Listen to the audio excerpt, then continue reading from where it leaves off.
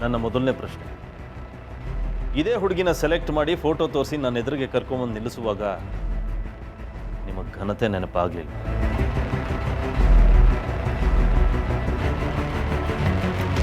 ಆ ಹುಡುಗಿಗೆ ಈ ಮನೆ ನಡೆಸೋ ಶಕ್ತಿ ಆಗಲಿ ಜವಾಬ್ದಾರಿ ಆಗಲಿ ಇಲ್ಲ ಅಂತ ಹೇಳಿದೆ. ನಾನು ಮದುವೆ ಮಾಡ್ಕೋತೀನಿ ಅಂತ ಹೇಳಿದಾಗ ಹುಡುಗಿನ ಆಯ್ಕೆ ಮಾಡೋ ಜವಾಬ್ದಾರಿನ ನಿಮಗೆ ಕೊಟ್ಟಿದ್ದೆ. ನಿಮ್ಮ ಜವಾಬ್ದಾರಿನ ನೀವು ಸರಿಯಾಗಿ ನಿಭಾಯಿಸಿದ್ದೀರಾ?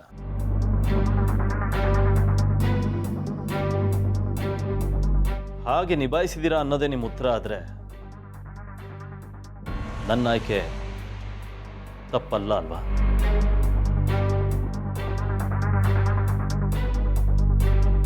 ಯಾಕೆ ಅಂದರೆ ನೀವುಗಳು ಜವಾಬ್ದಾರಿಯಿಂದ ಆಯ್ಕೆ ಮಾಡಿರೋ ಹುಡುಗಿನೇ ಲೀಲಾ.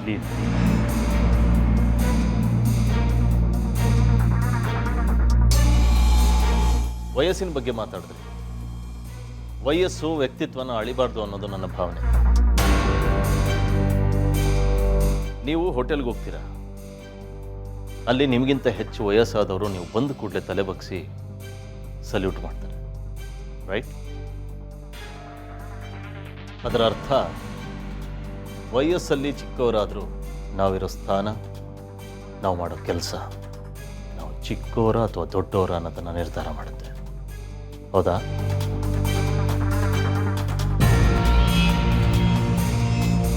ಹಾಗಿದ್ರೆ ತಾಯಿ ಸ್ಥಾನನ ಕೊಟ್ಟ ಮೇಲೆ ವಯಸ್ಸಲ್ಲಿ ಚಿಕ್ಕವರಾದರೂ ತಾಯಿ ಅಂತ ಕರೆಯೋದ್ರಲ್ಲಿ ತಪ್ಪೇನಿಲ್ಲ ಅಲ್ವಾ?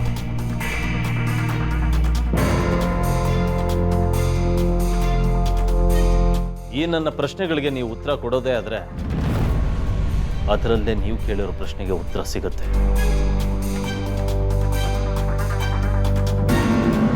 ನನ್ನ ನಿರ್ಧಾರದ ಬಗ್ಗೆ ಆಗಲಿ, ಈ ಮನೆ ಘನತೆ ಬಗ್ಗೆ ಆಗಲಿ, ನಿಮ್ಮೆಲ್ಲರಿಗಿಂತ ಹೆಚ್ಚಿಗೆ ನಾನು ಯೋಚನೆ ಮಾಡ್ತೀನಿ.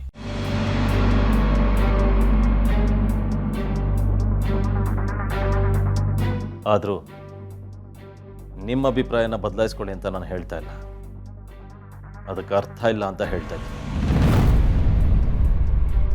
ಹೇಳಿರೋ ಕೆಲಸದಲ್ಲಿ ಒಂದು ಚಿಕ್ಕ ತಪ್ಪು ಆಗದೆ ಪರ್ಫೆಕ್ಟ್ ಆಗಿ ಆಗಬೇಕು. Got it? ಗುಡ್.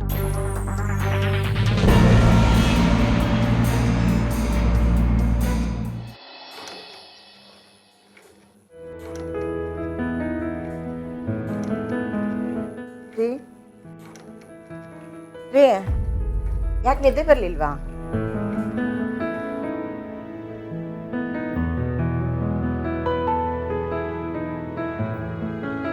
ಗೊತ್ತು ನಿಮಗೆ ನನ್ನ ಮೇಲೆ ಕೋಪ ಬಂದಿದೆ ಅಂತ. ಇದು ನಮ್ಮ ಮಗಳ ಜೀವನದ ಪ್ರಶ್ನೆ ಕೌಸಲ್ಯ. ತಪ್ಪು ಮಾಡ್ತಿದ್ಯಾ? ಇಲ್ಲ ರೀ, ನಾನಾಗಲಿ ಲೀಲಾ ಆಗಲಿ ಈ ಮದುವೆ ಬಗ್ಗೆ ತಗೊಂಡಿರೋ ನಿರ್ಧಾರ ತಪ್ಪಲ್ಲ. ಅವಳೇನೋ ಚಿಕ್ಕೋಳು, ಏನೋ ಗೊತ್ತಾಗದೆ ಯೋಚನೆ ಮಾಡದೆ ಈ ನಿರ್ಧಾರ ತಗೊಂಡಿರ್ಬೋದು. ನಾವು ದೊಡ್ಡವರು ತಾನೇ, ನಾವು ಅವಳಿಗೆ ಹೇಳಬೇಕಲ್ವಾ ಈ ನಿರ್ಧಾರ ತಪ್ಪು ಅಂತ. ಇದು ಹೇಗ್ರಿ ತಪ್ಪಾಗುತ್ತೆ? ನೋಡಿ, ನಾವೇ ಹುಡುಕಿದ್ರು ಇಂಥ ಸಂಬಂಧ ನಮಗೆ ಸಿಗ್ತಿರ್ಲಿಲ್ಲ. ನೀವು ಲೀಲನ್ ಬಗ್ಗೆ ಯೋಚನೆ ಮಾಡಿದ್ದೀರೋ ಬಿಟ್ಟಿದ್ದೀರೋ ನನಗೆ ಗೊತ್ತಿಲ್ಲ, ಆದರೆ ನಾನು ಪ್ರತಿ ಕ್ಷಣನೂ ಲೀಲನ್ ಜೀವನದ ಬಗ್ಗೆನೇ ಯೋಚನೆ ಮಾಡ್ತಿರ್ತೀನಿ. ನನಗದೆಲ್ಲ ಅರ್ಥ ಆಗುತ್ತೆ ಕೌಸಲ್ಯ, ಆದರೆ ಈ ವಿಷಯದಲ್ಲೂ ಅಷ್ಟೇ. ಮುಂದೆ ಅವಳ ಜೀವನ ತುಂಬ ಚೆನ್ನಾಗಿರುತ್ತೆ. ಇಲ್ಲ ಕೌಸಲ್ಯ, ನನಗೆ ಯಾಕೋ ಅವಳು ಇಷ್ಟಪಟ್ಟು ಈ ಮದುವೆ ಆಗ್ತಾ ಇದ್ದಾಳೆ ಅಂತ ಅನ್ನಿಸ್ತಿಲ್ಲ. ಆದರೆ ಒಂದು ಮಾತಂತೂ ನಿಜ, ಆದರೂ ನನ್ನ ಮಗಳು ಮನಸ್ಸು ಬದಲಾಯಿಸಿ ಅವಳ ನಿರ್ಧಾರನ ಬದಲಾಯಿಸಿದ್ರೆ ನನ್ನ ಪ್ರಾಣ ಹೋದ್ರೂ ಸರಿ, ಈ ಮದುವೆ ನಡೆಯಕ್ಕೆ ನಾನು ಬಿಡಲ್ಲ.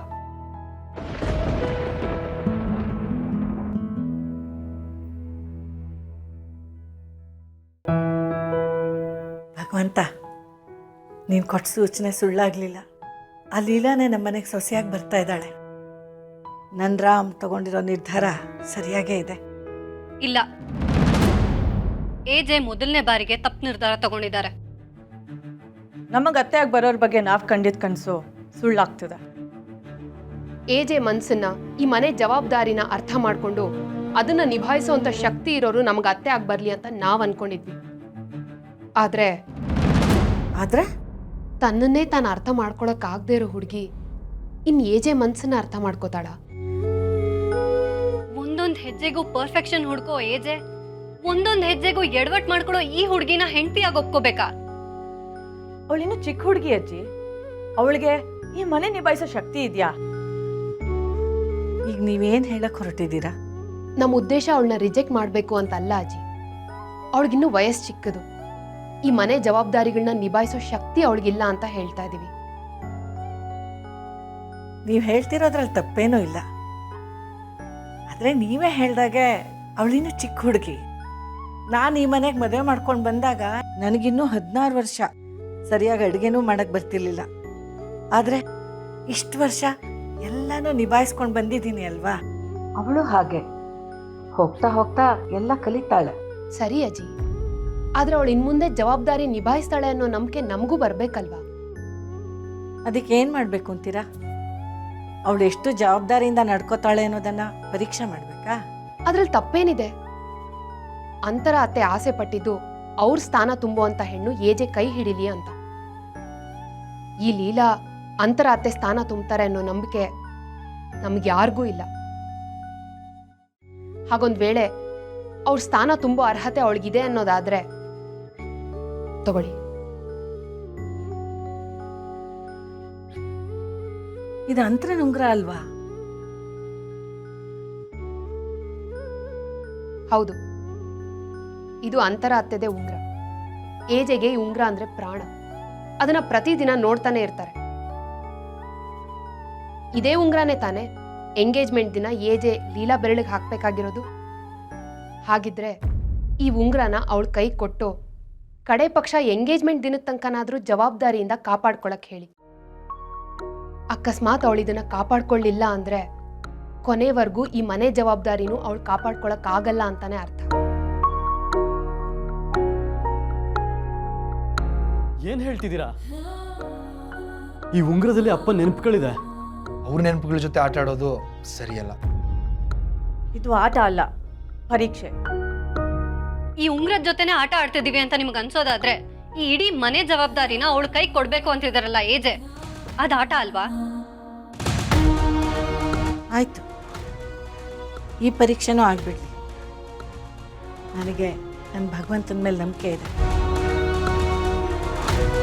ಆದರೆ ಇದ್ರಲ್ಲಿ ಗೆಲ್ಲೋದಾಗಲಿ ಸೋಲೋದಾಗಲಿ ಅವಳಲ್ಲ, ನನ್ನ ಮಗ.